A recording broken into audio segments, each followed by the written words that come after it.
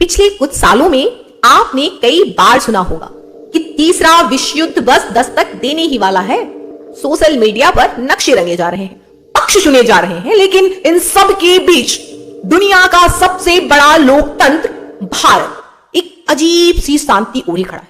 लोग पूछते हैं कि क्या भारत डरा हुआ है या फिर किसी बड़े मौके का इंतजार कर रहा। किंतु भारत की विदेश नीति का इतिहास और वर्तमान रुख यह स्पष्ट करता है कि भारत दुनिया में चल रहे युद्धों में सीधे तौर पर सैनिक रूप से नहीं कूदेगा।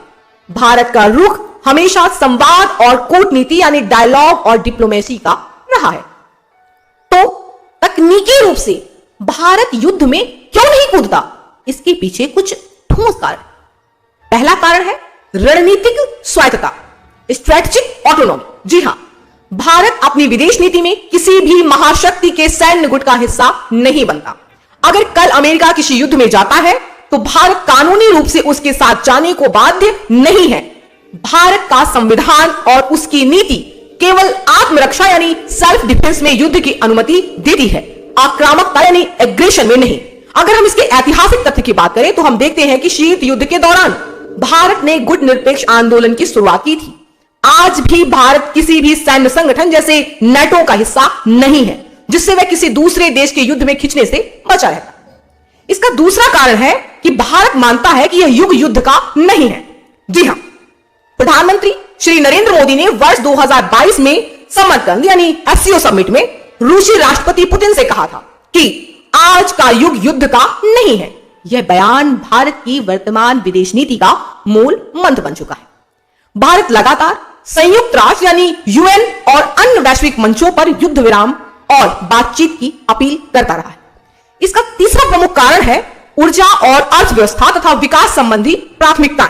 जी हां, भारत एक विकासशील अर्थव्यवस्था है और उसका मुख्य लक्ष्य अपनी जीडीपी को बढ़ाना और गरीबी दूर करना है। हम अपनी जरूरत का 80% यानी 80% तेल आयात करते हैं। अगर भारत किसी भी युद्ध का पक्ष लेता है तो हमारी अर्थव्यवस्था ढह जाएगी। रूस से सस्ता तेल लेना कोई राजनीतिक स्टंट नहीं था, वह करोड़ों भारतीयों की रसोई को महंगाई से बचाने का एक जिम्मेदार फैसला था। युद्ध में शामिल होने का अर्थ है भारी आर्थिक नुकसान और महंगाई।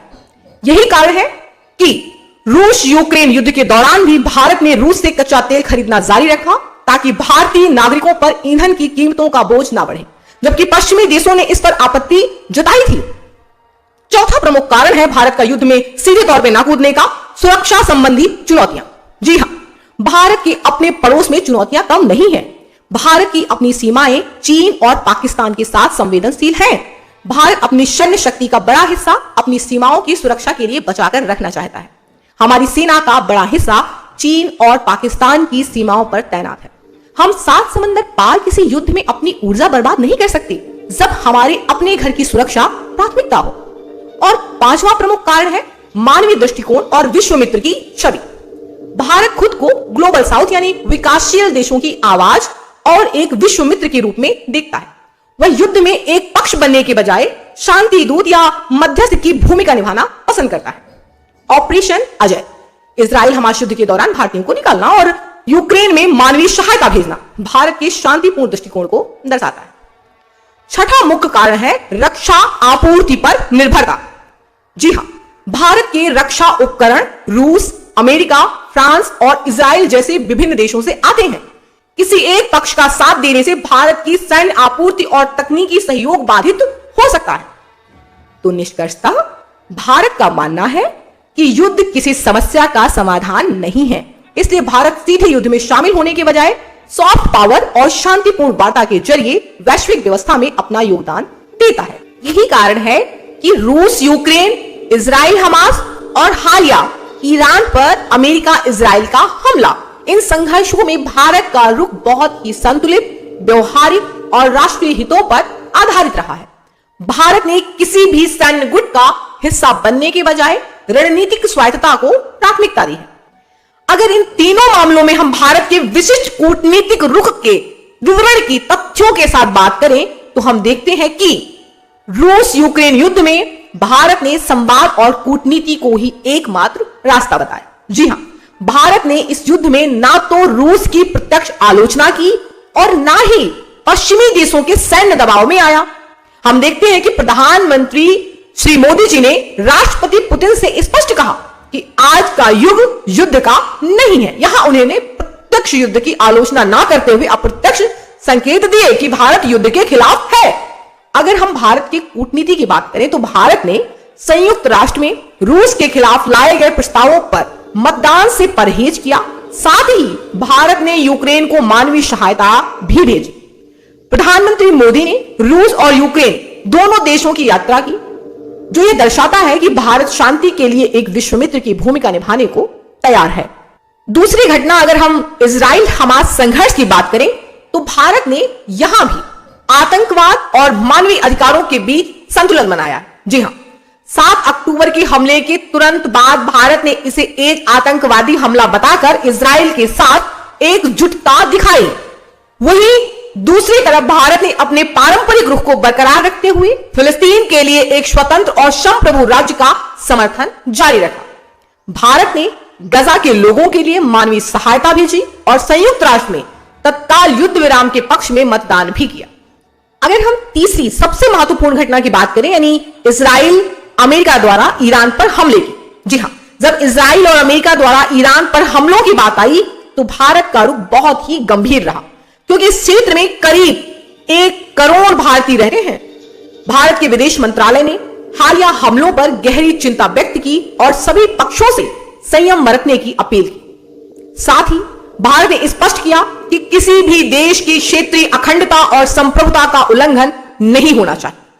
भारत ने यह भी स्पष्ट किया कि भारत के लिए ईरान और खाड़ी देश ऊर्जा सुरक्षा और चाबहार बंदरगाह के कारण बहुत महत्वपूर्ण है, इसलिए भारत इस संघर्ष के बढ़ने के सख्त खिलाफ है।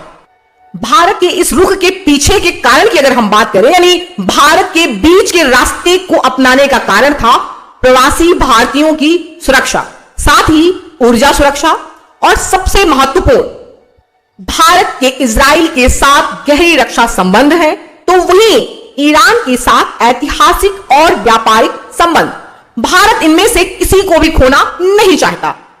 तो अगर हम निष्कर्षतः कहें तो भारत का कूटनीतिक रुख यह है कि समाधान युद्ध के मैदान से नहीं बल्कि मेज पर बातचीत से निकलेगा।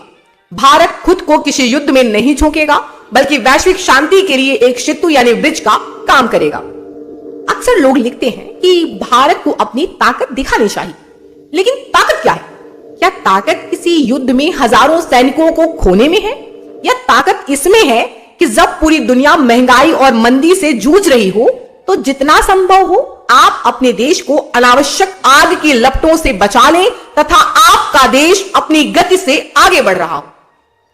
हम एक ऐसे दौर में जी रहे हैं जहां शांति चुनना युद्ध चुनने से कहीं ज्यादा कठिन है। भारत का युद्ध में ना कूदना, साथ ही साथ अनावश्यक बयानबाजी से बचना तथा तटस्थ रहकर प्रतिक्रिया देना कायरता नहीं बल्कि एक गहरी जिम्मेदारी है, क्योंकि इतिहास गवाह है युद्ध कभी खत्म नहीं होते, वे बस अपनी शक्ल बदल लेते हैं।